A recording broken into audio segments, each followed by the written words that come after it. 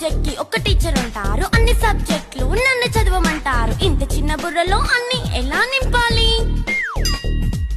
Class work, home work, fail notes అంటారు. Subject కి 3 books పెట్టి బ్యాగ్ నింపుతారు. ఇన్ఫాక్ట్ నా బరువు కన్నా నా బ్యాగ్ బరువే ఎక్కువ.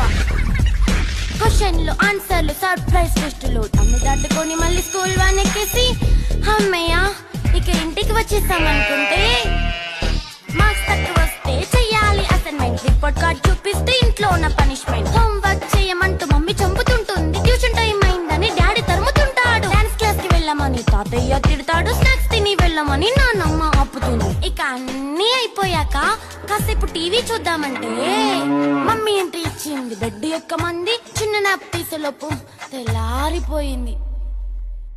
అయ్యో మళ్ళీ మొదలు ఈ స్కూల్ కష్టాలు.